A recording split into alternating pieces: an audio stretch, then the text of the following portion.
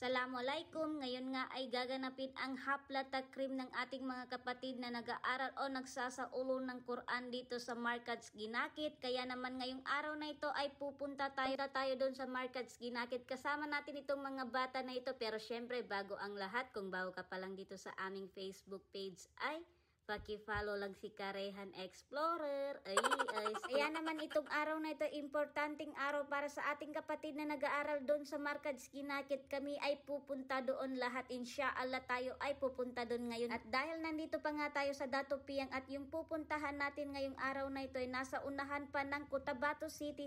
Ang sasakyan natin papunta doon ay ang aming BMW. Kaya naman sa aming mga mahal na customer dyan ay open din po ang Haji Sara Store, yung aming munting tindahan yan. Kaya naman kumuha rin tayo ng mga chichirya doon sa ating munting tindahan para makain itong mga bata na ito. Sana tayo dito yung paborito natin na movie. Yan, masarap na masarap yan mga kanayon. Masarap sa biyahe. Tingnan nyo naman itong mga kasama natin. Kain muna tayo ng chichirya habang hindi pa tayo dumarating sa ating pupuntahan. Ganito talaga ang nangyayari pag tayo ay may pupuntahan dito sa aming BMW ay pagkain talaga ang hindi mawawala. Yan, may dinaanan nga pala kami. Umorder sila ng apang dito sa may Dalikan. Ang sikat na apang dito sa Mindanao ay dito sa Dalikan. Yan, lamon ng lamon yung mga kasama natin dahil nga hindi lang apang ang ating dinaanan, pati yung mga suman malagkit. Yan, kain ng kain sila habang hindi pa nga tayo dumarating. Tingnan nyo naman. At tayo nga ay medyo na late na talaga tayo dahil nga alhamdulillah tayo dumarating na rin. At dito na nga, ito na yung kapatid natin na a-attendan sana ni mother. At late na nga talaga tayo dahil nga nakamarcha na sila. Yan, tawang-tawa yung kapatid natin. Yan, binigay niya kay mother yung ribbon na dala niya para sa parents. Dahil nga late si mother, hindi na siya nakasabay sa pagmarcha. Hindi na rin natin nakunan sa video ang kanilang pagmamarcha. Tingnan nyo naman itong ating lola dyan. O diba, ako video lang dyan. Bahala ka dyan sa buhay. Hindi tayo ganun ha.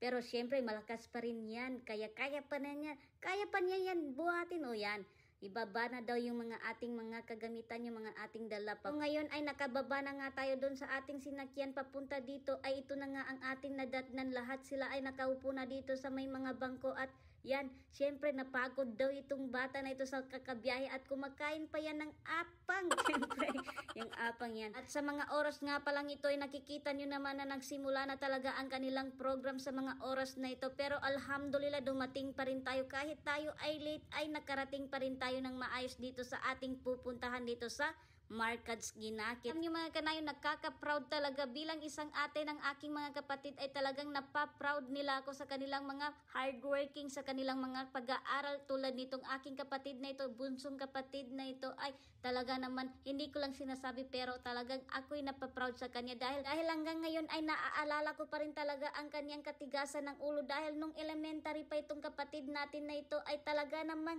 lahat kami ay sumasakit ang ulo para sa kanya dahil nga tigas ng ulo. Pero ngayon alhamdulillah ito na nga siya. Yung bata na wala nang ginawa kundi sakit ng ulo ng pamilya ngayon ay alhamdulillah hindi na sakit ng ulo dahil nga tayo ay napaproud na sa ating kapatid. Alhamdulillah, nabay dalo nila na mambok kadar no Allah subhanahu wa ta'ala. Kung ano ang ibibigay ng Allah subhanahu wa ta'ala, yun talaga ang mangyayari. Kaya alhamdulillah talaga. Ang naiisip ko lang talaga ngayon ay sinunod niya rin yung mga advices ni ama para sa kanya. Iba talaga ang dua ng mga parents para sa kanilang mga anak. Kaya naman ngayon ang hiling ko lang talaga insyaallah lahat ng mga pinag-aralan nitong aking mga kapatid sa agama Islam ay pambarakatan no Allah subhanahu wa ta'ala sulkanilan anatuntayan sa agama insyaallah. Ako'y nagpapasalamat talaga alhamdulillah dahil dati ako ang nagbibigay pangaral dito sa mga kapatid ko na ito. Ngayon ako na ang pinapangaralan nila sa kanilang mga natutunan na papag-aralan dito sa Markaz at sa nilalaman ng Quran. Alhamdulillah, sa mga oras nga pa lang ito mga kanayon ay tapos na nga ang kanilang programa at namimigay na sila ng pagkain dahil nga oras na para kumain ang mga mulit, mga bisita, mga parents na dumalo dito. At syempre paalala mga kanayon, bago lisanin itong video na ito, paki-follow lang si Karehan Explorer.